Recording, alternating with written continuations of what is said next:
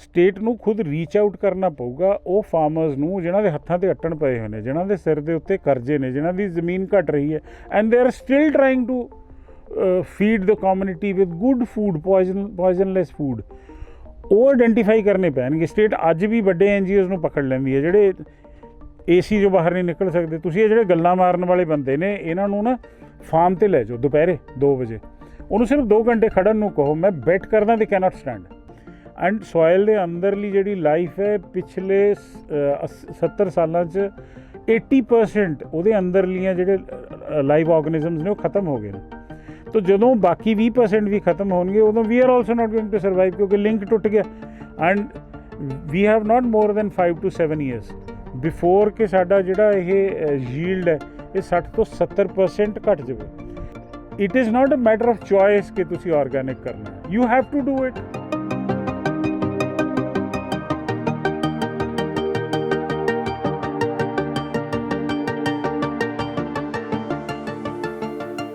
ਤੋ ਗੱਲ ਆਪਾਂ ਆਰਗੈਨਿਕ ਦੀ ਕਰਦੇ ਹਾਂ। ਅੱਜ ਹਵਾ, ਪਾਣੀ, ਮਿੱਟੀ ਸਾਰਾ ਸਾਡਾ ਪੋਲੂਟਡ ਹੈ। ਇਹਦੇ ਬਾਰੇ 1 ਸੈਕਿੰਡ ਵੀ ਜੇ ਅਸੀਂ ਇਹ ਕਹਿਣ 'ਚ ਵੇਸਟ ਕਰ ਰਹੇ ਹਾਂ ਤਾਂ ਟਾਈਮ ਵੇਸਟੇਜ ਹੀ ਹੈ। ਸਭ ਨੂੰ ਪਤਾ, ਨਿੱਕੇ ਨਿਆਣੇ ਤੋਂ ਲੈ ਕੇ ਵੱਡੇ ਨੂੰ। ਹੁਣ ਤਾਂ ਕੂੜੇ ਦੇ ਢੇਰਾਂ ਨੂੰ ਵੀ ਅੱਗ ਲੱਗਣ ਲੱਗ ਗਈ। ਉਹ ਲੈਂਡਫਿਲਸ ਵੀ ਆ ਕ੍ਰੀਏਟਿੰਗ ਲੈਂਡਫਿਲਸ ਇਨ ਦ ਸਕਾਈ। ਸਭ ਤੋਂ ਇੰਪੋਰਟੈਂਟ, ਇਹ ਸਾਰੀਆਂ ਚੀਜ਼ਾਂ ਤੋਂ ਵੀ ਇੰਪੋਰਟੈਂਟ ਜਿਹੜੀ ਚੀਜ਼ ਹੈ ਜਿਹੜੀ ਡਾਇਰੈਕਟ ਸਾਡੇ ਅੰਦਰ ਜਾ ਰਹੀ ਹੈ ਉਹ ਹੈ ਫੂਡ, ਖਾਣਾ। ਉਹ ਖਾਣਾ ਵੀ ਸਾਰਾ ਪੋਇਜ਼ਨਸ ਅਸੀਂ ਪੈਦਾ ਕਰ ਰਹੇ ਹਾਂ। ਤਾਂ ਹਰੇਕ ਬੰਦੇ ਨੂੰ ਆਰਗੈਨਿਕ ਫੂਡ ਖਾਣਾ ਚਾਹੀਦਾ। ਇਹ ਉਹਦਾ ਹੱਕ ਹੈ ਕਿ ਉਹਨੂੰ ਆਰਗੈਨਿਕ ਫੂਡ ਮਿਲੇ। ਪਰ ਸਵਾਲ ਜਿਹੜਾ ਖੜਾ ਹੁੰਦਾ ਕਿ ਇਹਨੂੰ ਉਗਾਏਗਾ ਕੌਣ ਅਤੇ ਉਹ ਆਰਗੈਨਿਕ ਹੈ ਇਹ ਸੁਨਿਸ਼ਚਿਤ ਕਿਵੇਂ ਹੋਊਗਾ। ਮੈਂ ਕਿਸੇ ਵੱਲ ਫਿੰਗਰਸ ਪੁਆਇੰਟ ਨਹੀਂ ਕਰ ਰਿਹਾ। ਸਮਾਜ ਅਤੇ ਸਰਕਾਰ ਰਲ ਕੇ ਕੋਸ਼ਿਸ਼ ਕਰ ਰਹੀ ਹੈ ਕਿ ਅਸੀਂ ਜ਼ਹਿਰ ਮੁਕਤ ਉਗਾਈਏ, ਜਿਹਨੂੰ ਆਰਗੈਨਿਕ ਕਹਿ ਲਓ, ਜੈਵਿਕ ਕਹਿ ਲਓ, ਸਜੀਵ ਕਹਿ ਲਓ, ਕਿਸੇ ਵੀ ਨਾਮ ਦੇ ਨਾਲ ਕਰ ਲਓ, ਔਰ ਅਸੀਂ ਉਹੀ ਖਾਈਏ। ਗੈਪ ਕਿੱਥੇ ਹੈ ਫਿਰ? ਗੈਪ ਇਹ ਹੈ ਕਿ ਜਦੋਂ ਇੱਕ ਕੋਈ NGO ਹੈ, ਮੰਨ ਲਓ ਸਾਰੀਆਂ ਇੱਕ ਨਾਲ ਦੀਆਂ ਨਹੀਂ ਹੈਗੀਆਂ, ਉਹਨੂੰ ਸਮਾਜ ਕੁਛ ਪੈਸੇ ਦੇ ਰਿਹਾ, ਸਰਕਾਰ ਕੁਛ ਪੈਸੇ ਦੇ ਰਹੀ ਹੈ ਕਿ ਤੂੰ ਇਹ ਪੈਸੇ ਨੂੰ ਯੂਟੀਲਾਈਜ਼ ਕਰਕੇ ਆਰਗੈਨਿਕ ਪੈਦਾਵਾਰ ਕਰੋ ਪੈਦਾ। ਨਾਲ ਉਹਨੇ ਇਹ ਵੀ ਸੁਨਿਸ਼ਚਿਤ ਕਰਨਾ ਕਿ ਜਿਹੜਾ ਫਾਰਮਰ ਉਹਨੂੰ ਉਗਾ ਰਿਹਾ ਉਹ ਵੀ ਜ਼ਿੰਦਾ ਰਹੇ। ਇਹਦੇ ਵਿੱਚ ਇੱਕ ਇਕਨੋਮਿਕਸ ਵੀ ਤਾਂ ਹੈ ਨਾ। ਤੋ ਸਭ ਤੋਂ ਪਹਿਲੀ ਗੱਲ ਤਾਂ ਜਿਹੜੀ ਇਹ ਦੇਖਣ ਵਾਲੀ ਹੈ ਕਿ ਜਿੰਨੇ ਵੀ ਇਹ ਪ੍ਰੋਗਰਾਮਸ ਹੋ ਰਹੇ ਨੇ, ਲਾਰਜਲੀ ਜਿੰਨੇ ਪ੍ਰੋਗਰਾਮਸ ਹੋ ਰਹੇ ਨੇ, ਉਹ ਪ੍ਰੋਗਰਾਮਸ ਸਿਰਫ ਅਵੇਅਰਨੈਸ ਦੀ ਗੱਲ ਕਰਦੇ ਨੇ, which is just wastage of time. ਤੁਸੀਂ ਪ੍ਰੋਗਰਾਮ ਕਰ ਰਹੇ ਹੋ ਕਿ ਜੀ ਪਰਾਲੀ ਨਹੀਂ ਜਲਾਉਣੀ ਚਾਹੀਦੀ ਹੈ ਨਾ ਜੀ, ਤੁਸੀਂ 20 ਬੰਦੇ ਇਕੱਠੇ ਕਰ ਲਓ, ਤੁਸੀਂ 50 ਇਕੱਠੇ ਕਰ ਲਓ, ਤੁਸੀਂ 100 ਇਕੱਠੇ ਕਰ ਲਓ, 10 ਜਗ੍ਹਾ ਇਕੱਠੇ ਕਰ ਲਓ, 20 ਜਗ੍ਹਾ ਇਕੱਠੇ ਕਰ ਲਓ, ਉਹਦੇ 'ਤੇ ਲੱਖਾਂ ਕਰੋੜਾਂ ਰੁਪਏ ਖਰਚ ਦਿਓ, ਕਿਆ ਆਊਟਪੁੱਟ ਆ ਰਹੀ ਹੈ ਉਹਦੀ? ਕਿਉਂਕਿ social awareness is already there. ਕਿਆ ਤੁਹਾਡੇ ਕੋਲ ਸੋਲੂਸ਼ਨਸ ਹੈਗੇ ਨੇ? ਉਹ ਜਿਹੜੇ ਸੋਲੂਸ਼ਨਸ ਹੈਗੇ ਨੇ ਦੇ ਆਰ ਐਕਸਪੈਂਸਿਵ, ਕਿਉਂਕਿ ਇੱਕ ਖਾਲੀ ਮਿੱਟੀ ਨੂੰ ਦੁਬਾਰਾ ਜ਼ਿੰਦਾ ਕਰਨ ਵਾਸਤੇ ਸਮਾਂ ਲੱਗੇਗਾ। ਉਹਦੇ ਵਿੱਚ ਉਹ ਇਨਪੁਟਸ ਡਾਲਣੇ ਪੈਣਗੇ ਜਿਹਦੀ ਕੋਸਟ ਹੈ, ਨੌਲੇਜ ਐਕਵਾਇਰ ਕਰਨੀ ਪਊਗੀ ਜਿਹਦੀ ਕੋਸਟ ਹੈ, ਚਾਹੇ ਉਹ ਕਿਸੇ ਬੰਦੇ ਤੋਂ ਐਕਵਾਇਰ ਕਰ ਦਿਓ ਜਾਂ ਜਿਵੇਂ ਮਰਜ਼ੀ ਕਰ ਦਿਓ। ਤੋ ਇਹਦੇ ਵਿੱਚ ਸਾਰੀ ਜਿਹੜੀ ਗੇਮ ਇੱਥੇ ਘੁੰਮਦੀ ਹੈ ਕਿ ਜਿਹੜਾ ਛੋਟਾ ਫਾਰਮਰ ਹੈ ਉਹਦੇ ਤਾਂ ਐਗਜ਼ਿਸਟੈਂਸ਼ੀਅਲ ਕ੍ਰਾਈਸਿਸ ਨੇ। ਜਿਹੜੇ ਲਾਰਜ ਸਾਡੇ ਮਤਲਬ ਜ਼ਿਆਦਾ ਜਿਹੜੇ ਕਿਸਾਨ ਨੇ, ਉਹ 5-7 ਏਕੜ ਵਾਲਾ ਕਿਸਾਨ ਹੈ, ਉਹ 50,000 ਰੁਪਇਆ ਜਾਂ 60,000 ਰੁਪਇਆ ਏਕੜ ਜੇ ਲੈ ਰਿਹਾ, 3 ਲੱਖ ਰੁਪਈਆ ਉਹਨੂੰ ਸਾਲ ਦਾ ਜਿਹੜਾ ਟੋਟਲ ਜੇ ਠੇਕੇ ਦੀ ਗੱਲ ਕਰਦੇ ਖੁਦ ਕਰੂਗਾ 5-10,000 ਰੁਪਏ ਜ਼ਿਆਦਾ ਕਰ ਲੂਗਾ। ਤੋ ਜੇ ਤੁਸੀਂ ਮਹੀਨੇ ਦਾ ਦੇਖਦੇ ਉਹਨੂੰ 10-20-30,000 ਰੁਪਈਆ 20,000 ਰੁਪਏ ਮਿਲ ਵੀ ਗਿਆ ਬਿਨਾਂ ਕੰਟੀਜੈਂਸੀ ਪਲਾਨ ਤੋਂ। ਇਹ 'ਚ ਕੋਈ ਕੰਟੀਜੈਂਸੀ ਨਹੀਂ ਰੱਖੀ ਅਸੀਂ, ਤਾਂ ਸਿਰਫ ਐਗਜ਼ਿਸਟ ਬੜੀ ਮੁਸ਼ਕਿਲ ਕਰ ਸਕਦਾ। ਉਹ ਫਾਰਮਰ ਤੋਂ ਤੁਸੀਂ ਕਿਵੇਂ ਐਕਸਪੈਕਟ ਕਰਦੇ ਹੋ ਕਿ ਤੁਸੀਂ ਸਿਰਫ ਉਹਨੂੰ ਗੱਲਾਂ ਮਾਰ ਕੇ ਤੁਸੀਂ ਐਂ ਕਹੋ ਵੀ ਹਾਂ ਬਈ ਜ਼ਹਿਰ ਹੈ ਨਹੀਂ ਖਾਣੀ ਚਾਹੀਦੀ? ਬਿਲਕੁਲ ਠੀਕ ਗੱਲ ਕਹਿ ਰਹੇ ਹੋ ਤੁਸੀਂ। ਤਾਂ ਤੁਸੀਂ ਐਕਸਪੈਕਟ ਕਰ ਰਹੇ ਹੋ ਕਿ ਉਹ ਉਹਨੂੰ ਆਰਗੈਨਿਕ ਕਰੇ। ਕਿਵੇਂ ਕਰੂਗਾ ਉਹ? ਉਹਦੇ ਕਿੱਲੇ ਵਿਕ ਰਹੇ ਨੇ, ਘਟ ਰਿਹਾ, ਉਹਦੇ ਸਾਰੇ ਪੈਸੇ ਘਟ ਰਹੇ ਹੈ, ਉਹਦੇ ਕੋਲੇ ਉਹਨੂੰ ਫਿਰ ਵੀ ਆਰਗੈਨਿਕ ਨਹੀਂ ਕਰ ਪਾ ਰਿਹਾ, ਤਾਂ ਉੱਥੇ ਤਾਂ ਆਰਗੈਨਿਕ ਹੋਣੀ ਨਹੀਂ। ਤਾਂ the first thing what you have to do, the first thing ਕਿ ਇੱਕ ਸੋਸ਼ਲ ਆਡਿਟ ਹੋਵੇ ਕਿ ਇੱਕ ਪਰਟੀਕੂਲਰ ਅਦਾਰੇ ਕੋਲ ਇੰਨੇ ਪੈਸੇ ਆਏ ਜਾਂ ਇੱਕ NGO ਕੋਲ ਇੰਨੇ ਪੈਸੇ ਆਏ, ਉਹ ਚਾਹੇ ਸਮਾਜ ਨੇ ਦਿੱਤੇ ਨੇ ਅਤੇ ਚਾਹੇ ਸਰਕਾਰ ਨੇ ਦਿੱਤੇ ਨੇ, ਉਹ ਸੋਸ਼ਲ ਇੰਪੈਕਟ ਉਹਦਾ ਕੀ ਹੈ, ਕਿੰਨੇ ਕਿਸਾਨਾਂ ਨੂੰ ਉਹਨੇ ਤਾਰਿਆ ਅਤੇ ਕਿੰਨਿਆਂ ਨੂੰ ਡੁਬੋਇਆ। ਇੱਕ ਇੰਪੈਕਟ ਵੀ ਤਾਂ ਤੁਹਾਡਾ ਹੋਣਾ ਚਾਹੀਦਾ ਨਾ, ਕਿ what is the impact of all this activity. So ਮੈਨੂੰ ਇਸ ਤਰ੍ਹਾਂ ਲੱਗਦਾ ਕਿ ਇਹ ਜਿਹੜਾ ਇੱਕ ਟੂਲ ਹੈ, ਇਹ ਟੂਲ ਛੋਟੇ ਕਿਸਾਨਾਂ ਨੂੰ ਬਰਬਾਦ ਕਰ ਰਿਹਾ ਹੈ ਇਹ, ਕਿਉਂਕਿ ਉਹਨਾਂ ਕੋਲ ਨਾ ਉਹਨਾਂ ਪੈਸਾ ਹੈਗਾ, ਨਾ ਉਹਨਾਂ ਕੋਲ ਸਮਾਂ ਹੈਗਾ, ਅਤੇ ਨਾ ਉਨੀ ਨੌਲੇਜ ਹੀ ਹੈਗੀ ਹੈ। ਸੋ ਉਹਨਾਂ ਵਾਸਤੇ it is not possible to grow organic food. ਉੱਥੇ ਸਰਕਾਰ ਉਹਨਾਂ ਤੋਂ ਉਗਵਾਵੇ, ਔਰ ਉਗਵਾਉਣ ਤੋਂ ਬਾਅਦ ਉਹਨਾਂ ਨੂੰ ਪੈਸੇ ਦੇਵੇ। ਜਿਵੇਂ ਡੇਅਰੀ ਫਾਰਮਿੰਗ ਹੈ ਭਈਆ, ਮੰਨ ਲਓ, ਹੈ ਨਾ, ਜਾਂ ਤੁਹਾਡੀ ਐਗਰੀਕਲਚਰ ਹੈ, ਤੁਸੀਂ ਉਹਨਾਂ ਤੋਂ ਕੁਛ ਵੀ ਉਗਵਾਓ, you tell them this is how you have to do. ਉਹ ਜਦੋਂ ਕਰ ਲੈਣ, ਉਸ ਤੋਂ ਬਾਅਦ ਉਹਨਾਂ ਦਾ ਪ੍ਰੋਡਕਟ ਲੈ ਕੇ ਖੁਦ ਵੇਚਣ, and whatever profit they make that should go to the farmer. ਇਹਦਾ ਇਹ ਬਹੁਤ ਇੰਪੋਰਟੈਂਟ ਹੈ, ਕਿਉਂਕਿ ਨਾ ਇੱਕੋ ਹੀ ਤਰ੍ਹਾਂ ਦੇ ਸਭ ਲੋਕ ਨਹੀਂ ਹੁੰਦੇ। ਕੁਛ ਲੋਕ ਇਸ ਤਰ੍ਹਾਂ ਹੁੰਦੇ ਆ, ਉਹਨਾਂ ਦਾ ਗਰੀਡ ਨੋ ਲਿਮਿਟ, ਤਾਂ ਉਹਨੂੰ ਤੁਸੀਂ ਕੁਛ ਵੀ ਪੈਸੇ ਦਿੰਦੇ ਰਹੋ, still he will not do the right things. ਹੋਰ ਪੈਸਾ ਬਣਾਏਗਾ, ਹੋਰ ਪੈਸਾ ਬਣਾਏਗਾ, ਹੋਰ ਪੈਸਾ ਬਣਾਏਗਾ। ਬਟ ਅਜੇ ਵੀ ਦੇਰ ਆਰ ਫਿਊ ਫਾਰਮਰਸ ਜਿਨ੍ਹਾਂ ਦਾ ਜ਼ਮੀਰ ਜ਼ਿੰਦਾ, ਉਹਨਾਂ ਤੋਂ ਜ਼ਹਿਰ ਪਾ ਹੀ ਨਹੀਂ ਹੁੰਦੀ। ਦੇ ਟਰਾਈ ਟੂ ਡੂ ਆਰਗੈਨਿਕ। ਉਹਦੇ ਵਿੱਚ ਕੀ ਹੈ ਕਿ they are making ਲਾਸਿਸ, they are ਸਕਰੂਡ, but ਜ਼ਮੀਨ ਉਹਨਾਂ ਦੀ ਘਟੀ ਜਾ ਰਹੀ ਹੈ, ਸਪੋਰਟ ਉਹਨਾਂ ਨੂੰ ਕਿਸੇ ਪਾਸੇ ਹੈ ਨਹੀਂ, ਅਤੇ ਉਹ ਜੋ ਉਗਾ ਰਹੇ ਨੇ ਉਹ ਵੀ ਪ੍ਰੋਪਰਲੀ ਆਰਗੈਨਿਕ ਨਹੀਂ ਹੋ ਰਿਹਾ, ਕਿਉਂਕਿ ਮਿੱਟੀ ਨੂੰ ਪੂਰਾ ਜ਼ਿੰਦਾ ਨਹੀਂ ਕਰ ਸਕੇ। ਉਹ ਕੈਮੀਕਲ ਨਹੀਂ ਪਾ ਰਹੇ, ਨਿਊਟ੍ਰੀਸ਼ਨ ਹੈ ਨਹੀਂ ਉਹਦੇ 'ਚ, ਉਹ ਆ ਨਹੀਂ ਰਿਹਾ ਉੱਪਰ। ਆਰਗੈਨਿਕ ਮੈਟਰ ਜਿੰਨਾ ਕੁ ਸੋਚਦੇ ਨੇ ਪਾ ਲੈਂਦੇ ਨੇ। ਸੋ ਉਹ ਜਿਹੜੇ ਕਿਸਾਨ ਨੇ, ਜੇ ਉਹ ਖ਼ਤਮ ਹੋ ਗਏ ਤਾਂ ਦੈਨ ਵੀ ਆਰ ਸਕਰੂਡ। ਉਹ ਕਿਸਾਨਾਂ ਨੂੰ ਸਪੋਰਟ ਚਾਹੀਦੀ ਹੈ, ਸਰਕਾਰ ਦੀ ਡਾਇਰੈਕਟ ਸਪੋਰਟ ਚਾਹੀਦੀ ਹੈ। ਜੇ ਤੁਸੀਂ ਕਹੋ ਵੀ ਤੂੰ ਖੁਦ ਉਗਾ ਲੈ, ਖੁਦ ਵੇਚ ਲੈ, ਨਹੀਂ ਵੇਚ ਪਾਊਗਾ ਉਹ, ਕਿਉਂਕਿ ਐਂਟਰਪ੍ਰੇਨਿਓਰ ਸਕਿੱਲਸ ਇੱਕ ਅਲੱਗ ਚੀਜ਼ ਹੈ।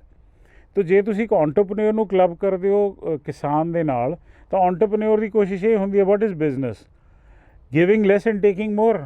ਉਹਦਾ ਦਿਲ ਕਰਦਾ ਕਿ ਕਿਸੇ ਨੂੰ ਕੁਛ ਨਾ ਬਚੇ, ਮਤਲਬ ਸਿਰਫ ਓਨਾ ਕੁ ਬਚੇ ਕਿ ਨਾ ਉਹ ਮਰੇ, ਨਾ ਉਹ ਜ਼ਿੰਦਾ ਹੋਵੇ, ਕਿਉਂਕਿ ਜੇ ਉਹ ਮਰ ਗਿਆ ਤਾਂ ਵੀ ਰੌਲਾ ਪਾਊਗਾ ਉਹ, ਅਤੇ ਜੇ ਜ਼ਿਆਦਾ ਜ਼ਿੰਦਾ ਹੋ ਗਿਆ ਤਾਂ ਵੀ ਨਹੀਂ। ਤਾਂ ਉਹ ਐਕਸਪਲੋਇਟ ਕਰਦੇ ਨੇ ਉੱਥੇ। ਤਾਂ entrepreneur is not going to fix the things. ਆਊਗਾ ਤਾਂ ਸਟੇਟ ਹੀ ਉਹਦੇ ਵਿਚਾਲੇ ਰੂਲ ਆਊਗਾ। ਜੇ ਸਟੇਟ ਖੁਦ ਆਪ ਨਹੀਂ ਇਨਵੋਲਵ ਹੁੰਦਾ, ਕਿਸੇ NGO ਨੂੰ ਪਕੜ ਕੇ ਪੁੱਛ ਰਿਹਾ, ਤਾਂ ਕਿਹਨੂੰ ਪੁੱਛਿਆ ਜਾਵੇ?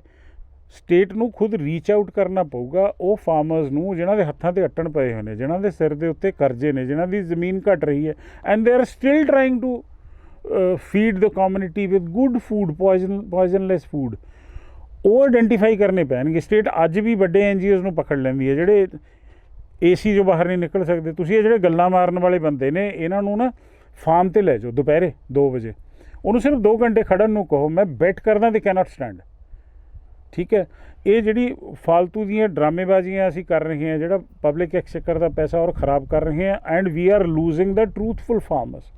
ਤੁਸੀਂ ਇੱਕ ਆਰਡਰ ਕੱਢ ਦਿਓ ਕਿ ਹਾਂ ਜੀ ਸਭ ਕੁਛ ਆਰਗੈਨਿਕ ਹੋਣਾ ਚਾਹੀਦਾ। ਸ੍ਰੀਲੰਕਾ ਨੇ ਕੱਢਿਆ ਕਿ ਬੰਦ ਕਰ ਦਿਓ ਸਾਰੀ ਇੰਪੋਰਟ। ਉਹਦਾ ਰੀਜ਼ਨ ਇਹ ਵੀ ਸੀ ਉਹਨਾਂ ਕੋਲ ਪੈਸੇ ਨਹੀਂ ਹੈ, ਇੰਪੋਰਟ ਉਹ ਕਰ ਨਹੀਂ ਸਕਦੇ, ਉਹ ਕਹਿੰਦੇ ਕਿ ਇਹਨੂੰ ਬੰਦ ਕਰ ਦਿਓ। ਤੁਸੀਂ ਇਸ ਤਰ੍ਹਾਂ ਦੇਖੋ, ਮੇਰਾ ਵਜ਼ਨ 100 ਕਿਲੋ ਤੋਂ ਉੱਪਰ ਹੈ, ਤਾਂ ਇਹ is it right? No, it is not right. ਇਹਨੂੰ 80 ਤੇ ਲੈ ਕੇ ਆਉਣਾ। ਬਟ ਜੇ ਤੁਸੀਂ ਕਹੋ ਕਿ ਕੱਲ੍ਹ ਸਵੇਰ ਤੱਕ 80 ਹੋ ਜਾਣਾ ਚਾਹੀਦਾ, ਤਾਂ you will have to cut my flesh and I will be killed. ਤਾਂ ਆਰਗੈਨਿਕ ਸਭ ਦਾ ਖਾਣ ਦਾ ਹੱਕ ਹੈ, ਬਟ ਇੱਥੇ ਤਾਂ ਫੂਡ ਕ੍ਰਾਈਸਿਸ ਹੋਏ ਨੇ ਕਿ ਪੋਇਜ਼ਨ ਵਾਲਾ ਖਾਣਾ ਵੀ ਨਹੀਂ ਤੁਹਾਨੂੰ ਪੂਰਾ ਮਿਲ ਰਿਹਾ। ਆਰਗੈਨਿਕ ਉਗਾਉਣ ਦਾ ਇੱਕੋ ਹੀ ਇੱਕ ਤਰੀਕਾ, ਸਟੇਟ ਉਹਦੀ ਇੰਪੈਕਟ ਅਸੈਸਮੈਂਟ ਕਰੇ ਕਿ ਅਜੇ ਤੱਕ ਜਿਹੜੇ ਖਰਚੇ ਕੀਤੇ ਨੇ ਕਿਸੇ ਵੀ ਡਿਪਾਰਟਮੈਂਟ ਨੇ ਜਾਂ ਕਿਸੇ ਵੀ NGO ਨੇ, ਜਿਹਨੂੰ ਵੀ ਉਹਨਾਂ ਨੇ ਪੈਸਾ ਹੈਂਡਓਵਰ ਕੀਤਾ, ਜਾਂ ਉਹਨਾਂ ਨੇ go and C social audit ਕਰਾ ਲਓ, ਇੰਪੈਕਟ ਦੇਖੋ ਕਿ ਉਹਦਾ ਕੀ ਹੋ ਰਿਹਾ ਗਰਾਊਂਡ ਦੇ ਉੱਤੇ। ਆਈਡੈਂਟੀਫਾਈ ਕਰੋ ਕਿ ਕਿਹੜੇ ਫਾਰਮਰਸ ਨੇ ਜਿਹੜੇ ਟਰੂਥਫੁਲੀ ਇਹਨੂੰ ਕਰਨਾ ਚਾਹ ਰਹੇ ਨੇ, ਉਹਨਾਂ ਨੂੰ ਪੂਰੀ ਸਪੋਰਟ ਦੇ ਕੇ ਉਹਨਾਂ ਤੋਂ ਉਗਵਾ ਕੇ ਉਹਨਾਂ ਦਾ ਸੌਦਾ ਵੇਚਿਆ ਵੀ ਜਾਵੇ। That is the only solution. ਅਸੀਂ ਇੱਕ ਸੋਸ਼ਲ ਆਡਿਟ ਕੀਤੀ ਹੈ, ਅਲੱਗ-ਅਲੱਗ ਜਾ ਕੇ ਤੇ ਵੀਡੀਓਜ਼ ਬਣਾਏ ਨੇ ਅਸੀਂ, ਉਹ ਕਿਸਾਨਾਂ ਦੇ ਨਾਲ। ਠੀਕ ਹੈ, ਸ਼ੁਰੂ ਦੇ ਵਿੱਚ ਜਦੋਂ ਕੈਮੀਕਲ ਖੇਤੀ ਆਈ, ਤਾਂ ਉਹ ਕੈਮੀਕਲ ਖੇਤੀ ਨੂੰ ਚਲਾਉਣ ਵਾਸਤੇ, ਪੂਰਾ ਵਧਾਉਣ ਵਾਸਤੇ ਬਹੁਤ ਸਰਕਾਰਾਂ ਨੇ ਜ਼ੋਰ ਲਾਇਆ। ਬਹੁਤ ਵੱਡੀ ਯੂਨੀਵਰਸਿਟੀਆਂ ਉਸਾਰੀਆਂ, ਮੁਲਾਜ਼ਮ ਰੱਖੇ ਗਏ, ਸਾਰਾ ਕੁਝ ਹੋਇਆ। ਉਨਾ ਹੀ ਜ਼ੋਰ ਇਹਨੂੰ ਆਰਗੈਨਿਕ, ਜੇ ਇਹਨੂੰ ਬਦਲਣਾ ਨਾ ਸਿਸਟਮ ਨੂੰ, ਉਹ ਤੋਂ ਵੀ ਵੱਧ ਜ਼ੋਰ ਲਾਣਾ ਪੈਣਾ। ਸਵਾਲ ਇਹ ਹੈ ਕਿ ਜੇ ਅਸੀਂ ਕਿਸੇ ਵੀ 5 ਏਕੜ ਜਾਂ ਉਸ ਤੋਂ ਛੋਟੇ ਵਾਲੇ ਕਿਸਾਨ ਨੂੰ ਆਪਣੇ ਹਾਲ 'ਤੇ ਛੱਡ ਦਈਏ ਜਿੱਥੇ ਉਹ ਖੜਾ, ਕਿ ਵੀ ਤੂੰ ਆਰਗੈਨਿਕ ਕਰ ਲੈ, ਕੀ ਇਹ ਪੋਸੀਬਲ ਹੈ? ਨਹੀਂ ਜੀ, ਇਹ ਹੋਣਾ ਮੁਸ਼ਕਿਲ ਹੈ ਜੀ। ਉਹਨੂੰ ਕੁਛ ਨਾ ਕੁਛ ਗੌਰਮੈਂਟ ਦੀ ਸਪੋਰਟ ਜ਼ਰੂਰ ਹੋਣੀ ਚਾਹੀਦੀ ਹੈ। ਵੈਸੇ ਤਾਂ ਉਹਦਾ ਰੋਟੀ ਦਾ ਹੀ ਮਸਲਾ ਮਸਾਂ ਚੱਲ ਰਿਹਾ ਹੈ ਜੀ, 100 ਕੁਛ ਪਾ ਪੂ ਕੇ ਕੈਮੀਕਲ ਵਰਤ ਕੇ ਉੱਦਾਂ ਮੁਸ਼ਕਲ ਹੈ। ਜ਼ੀਰੋ ਬਜਟ ਕਹਿ ਦਿੰਦੇ ਆ ਵੀ ਜ਼ੀਰੋ ਬਜਟ ਹੈ ਜੀ, ਗੋਹਾ ਪਾਲਿਆ। ਕੀ ਤੁਹਾਨੂੰ ਲੱਗਦਾ ਹੈ ਕੇਵਲ ਜੀ ਕਿ ਇਹ ਵਾਕਈ ਜ਼ੀਰੋ ਬਜਟ ਹੈ? ਨਹੀਂ ਸਰ, ਇਹ ਜ਼ੀਰੋ ਬਜਟ ਤਾਂ ਨਹੀਂ। ਮੈਂ ਪਿਛਲੀ ਵਾਰ ਦੇਖਿਆ, ਮੇਰਾ 25,000 ਦਾ ਰੇਹ ਪਿਆ 1 ਏਕੜ 'ਚ। ਜਿਹੜੀ ਮੰਨ ਲਓ ਪਸ਼ੂਆਂ ਦੀ ਖਾਦ ਹੈ, ਘੱਟੋ ਘੱਟ ਜੇ ਲੇਬਰ ਲਾਈਏ, ਹੋਰ ਲਾਈਏ, ਸਭ ਤੋਂ ਵੱਧ ਲੇਬਰ ਪੈਂਦੀ ਆ ਆਰਗੈਨਿਕ 'ਚ।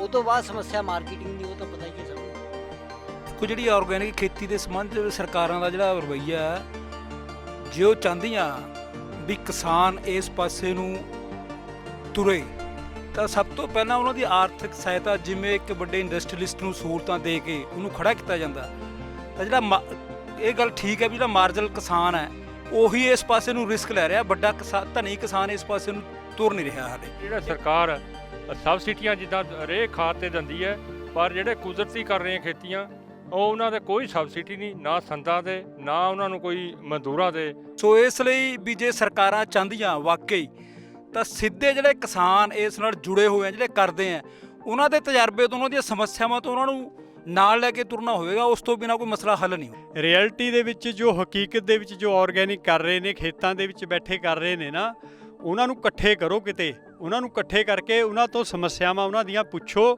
ਤਾਂ ਮਸਲੇ ਦਾ ਹੱਲ ਹੋਏਗਾ। ਜੇ ਵਿੱਚ ਵਿਚੋਲੀਏ ਵੜ ਲਏ, ਡਰਾਮੇਬਾਜ਼ ਵੜ ਲਏ, ਫਿਰ ਇੱਕ ਆਰਗੈਨਿਕ ਖੇਤੀ ਵੀ ਡਰਾਮੇ ਵਰਗੀ ਹੀ ਹੋਏਗੀ। ਜੇ ਸਰਕਾਰ ਪੰਜਾਬ ਦਾ ਭਲਾ ਚਾਹੁੰਦੀ ਹੈ, ਉਹ ਖੇਤਾਂ ਦੇ ਵਿੱਚ ਜਿਹੜੇ ਕੰਮ ਕਰ ਰਹੇ ਨੇ ਉਹਨਾਂ ਨਾਲ ਗੱਲਬਾਤ ਕਰਕੇ ਹੀ ਇਹਨੂੰ ਅੱਗੇ ਵਧਾਵੇ। ਸਾਡੀ ਤਾਂ ਇੰਨੀ ਉਹ ਸਰਕਾਰ ਨੂੰ ਅਪੀਲ ਹੈ, ਬੇਨਤੀ ਹੈ। ਕਈ ਕਿਸਾਨ ਤਾਂ ਇਹ ਚਾਹੁੰਦੇ ਨੇ ਕਿ ਮੂਵਮੈਂਟ ਚੱਲਦਾ ਰਹੇ, ਉਹਦੇ ਵਾਸਤੇ ਝੂਠ ਵੀ ਬੋਲ ਦਿੰਦੇ ਨੇ ਵੀ ਨਹੀਂ ਯਾਰ ਕੋਈ ਨਹੀਂ, ਠੀਕ ਹੈ ਯਾਰ, ਹੈ ਨਾ। ਉਹਨਾਂ ਦੇ ਘਰ ਜਾ ਕੇ ਉਹਨਾਂ ਨੂੰ ਪੁੱਛੋ ਤੁਸੀਂ ਵੀ ਬੱਚਿਆਂ ਨੂੰ, ਕਈ ਇਹਨੂੰ ਐਡਮਿਟ ਵੀ ਕਰਦੇ ਜਿਨ੍ਹਾਂ ਦੀ ਝੰਗਾੜ ਨਿਕਲ ਗਈ।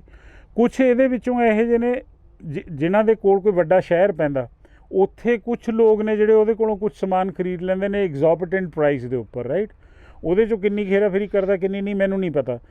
ਬਟ ਜੋ ਵੀ ਸੋਲੂਸ਼ਨ ਹੋਵੇ, it should be sustainable and scalable. ਤੋ ਇਹੋ ਜਿਹਾ ਕੋਈ ਸੋਲੂਸ਼ਨ ਅਜੇ ਤੱਕ ਨਹੀਂ ਹੈਗਾ ਜਿਹੜਾ ਸਸਟੇਨੇਬਲ ਵੀ ਹੋਵੇ, ਸਕੇਲੇਬਲ ਵੀ ਹੋਵੇ। ਤੁਸੀਂ 1-2 ਫਾਰਮਰਸ ਨੂੰ ਪ੍ਰੋਜੈਕਟ ਕਰੀ ਜਾਂਦੇ ਨੇ NGO ਵਾਲੇ, ਤੀਸਰਾ ਉਹਨਾਂ ਕੋਲ ਕਿਉਂ ਨਹੀਂ ਆ ਰਿਹਾ? ਉਹ 1-2 ਨੂੰ ਦੇਈ ਜਾਂਦੇ ਨੇ, ਉਹਦੇ ਕੁਛ ਜਿਹੜੇ ਸੁਹਿਰਦ ਲੋਕ ਨੇ ਉਹਨਾਂ ਤੋਂ ਕਿਸੇ ਵੀ ਪ੍ਰਾਈਸ 'ਤੇ ਖਰੀਦ ਰਹੇ ਨੇ। ਬਟ ਇਨ ਸਪਾਈਟ ਆਫ ਦੈਟ ਤਾਂ ਵੀ ਉਹ ਕਿਸਾਨ ਐਡਾ ਖੁਸ਼ਹਾਲ ਨਹੀਂ ਹੋ ਗਿਆ ਹੈਗਾ। ਉਹ ਜੇ ਮਹੀਨੇ ਦੇ ਉਹਦੇ 20-25 ਹਜ਼ਾਰ ਰੁਪਏ ਘਰ ਦੇ ਵਿੱਚ ਗਿਰ ਰਿਹਾ, ਉਹ ਤਾਂ ਸਿਰਫ ਉਹਦਾ ਸਸਟੇਨ ਹੀ ਕਰ ਰਿਹਾ। ਜੇ ਉਹਨੇ ਗਰਮੀ ਸਰਦੀ ਦੇ ਕੱਪੜੇ ਲੈ ਲੈਣ, ਉਹ ਨਹੀਂ ਲੈ ਸਕਦਾ।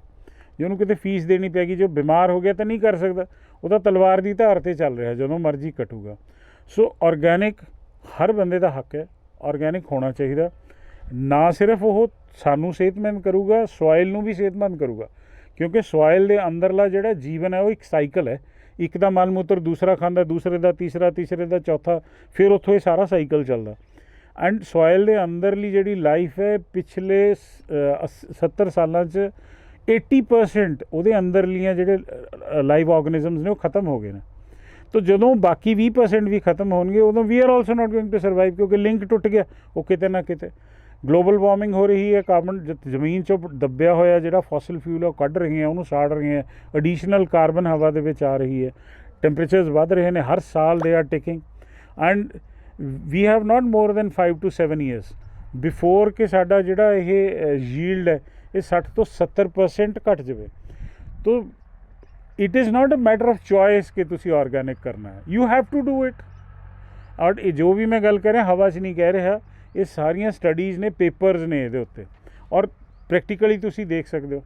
ਤੋ ਜਿਹੜੇ ਛੋਟੇ ਕਿਸਾਨ ਨੇ ਉਹਨਾਂ ਨੂੰ ਗੁੰਮਰਾਹ ਕਰਨ ਦੀ ਜ਼ਰੂਰਤ ਨਹੀਂ ਹੈਗੀ, they can not do it. ਜਿਹੜੇ ਵੱਡੇ ਫਾਰਮਰਸ ਨੇ ਉਹ ਸ਼ਾਇਦ ਇਹਦੇ 'ਚ ਜ਼ਿਆਦਾ ਇੰਟਰਸਟਿਡ ਨਹੀਂ ਹੈਗੇ, ਰਾਈਟ।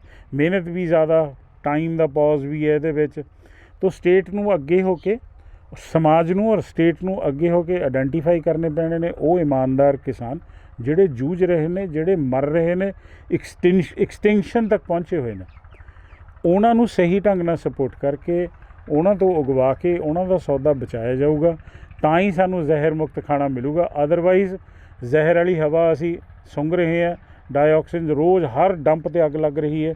ਤੁਸੀਂ ਕਹੋ ਖਤਮ ਹੋ ਗਿਆ, ਖਤਮ ਥੋੜ੍ਹਾ ਹੋਇਆ। You have created landfill in the sky. ਨਾ ਉਹਦਾ ਰੰਗ ਹੈ, ਨਾ ਉਹਦੀ ਸਮੈਲ ਹੈ। ਇੰਨੀਆਂ ਘਾਤਕ ਗੈਸਿਸ ਨੇ ਡਾਈਆਕਸਿਨ ਕਿ ਜਦੋਂ ਤੁਹਾਡੇ ਸਰੀਰ 'ਚ ਜਾ ਰਹੇ ਤੁਹਾਨੂੰ ਤਾਂ ਡੈਮੇਜ ਕਰ ਰਹੇ। ਤੁਹਾਡੀਆਂ 3 ਪੁਸ਼ਤਾਂ ਤੱਕ ਕ੍ਰਿਪਲਡ ਬੱਚੇ ਜਿਹੜੇ ਮੰਗੋਲ ਹੈ ਮਾਨਸਿਕ ਤੌਰ ਤੇ ਉਹ ਰੀਪਰੋਡਿਊਸ ਵੀ ਨਹੀਂ ਕਰ ਪਾਣਗੇ। ਔਰ ਕਿਤੇ ਪਿੰਡ ਕਿਤੇ ਸ਼ਹਿਰ ਚਲੇ ਜਾਓ ਤੁਸੀਂ, ਸੋ ਮੈਨੀ ਅਬੋਰਸ਼ਨਸ ਆਰ ਹੈਪਨਿੰਗ ਬਿਨਾਂ ਦਵਾਈਆਂ ਤੋਂ ਬੱਚਾ ਡਿਲੀਵਰ ਨਹੀਂ ਹੁੰਦਾ, ਜੇ ਹੁੰਦਾ ਤਾਂ ਉਹ ਪੂਰਾ ਵਿਕਸਿਤ ਨਹੀਂ ਹੁੰਦਾ। ਕਿੱਥੇ ਲਿੰਕ ਹੋ ਰਿਹਾ ਹੈ? ਇਨਫ ਨਿਊਟ੍ਰੀਸ਼ਨ ਨਹੀਂ ਹੈ ਉਹ ਮਦਰ ਕੋਲ।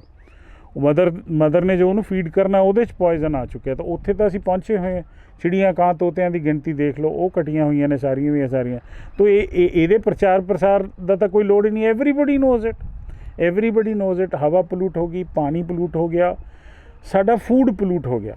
ਬਟ ਸਿਰਫ ਕਹਿਣ ਦੇ ਨਾਲ ਕਿ ਆਰਗੈਨਿਕ ਉਗਾ ਲਓ ਔਰ 4 ਕਿਸਾਨ ਉਹਨੂੰ ਸਟਰਗਲ ਕਰ ਰਹੇ ਹੈ, ਆਰਗੈਨਿਕ ਕਰ ਰਹੇ, 1-2 ਵੱਡੇ ਸ਼ਹਿਰਾਂ ਦੇ ਆਸ-ਪਾਸ ਉਹਨੂੰ ਵੇਚ ਰਹੇ ਹੈ, ਤੁਸੀਂ ਕਹੋ ਇਹਦੇ ਨਾਲ ਆਰਗੈਨਿਕ ਹੋ ਜਾਊਗਾ, ਬਿਲਕੁਲ ਹੋਣ ਵਾਲਾ ਨਹੀਂ ਹੈ। It is not possible. So we have to fix it, and the only thing which can fix is, on the cost of repeating myself again and again, is ਕਿ ਤੁਹਾਨੂੰ ਉਹ farmers identify ਕਰਨੇ ਪੈਣਗੇ ਜਿਹੜੇ honest ਨੇ, ਜਿਹੜਾ ਕਰਨੇ ਚਾਹ ਰਹੇ ਨੇ, ਜਿਹੜਾ ਫਾਰਮਰ ਬਿਜ਼ਨਸ ਦੇ ਵਿੱਚ ਕਨਵਰਟ ਹੋ ਚੁੱਕਿਆ, ਉਹਨੂੰ ਸਪੋਰਟ ਉਹ ਲੈ ਜਾਂਦੇ ਨੇ ਵੱਡੇ ਫਾਰਮਰਸ। NGO ਸਾਰਾ ਇੱਧਰ ਉੱਧਰ ਖਿਲਾਰ ਦਿੰਦੇ ਨੇ ਪੈਸਾ, ਸਿਰਫ ਪੇਪਰ ਵਰਕ ਹੋ ਰਿਹਾ, ਹੋਰ ਕੁਝ ਨਹੀਂ ਹੋ ਰਿਹਾ। ਸਤਿ ਸ਼੍ਰੀ ਅਕਾਲ, ਫਿਰ ਮਿਲਾਂਗੇ।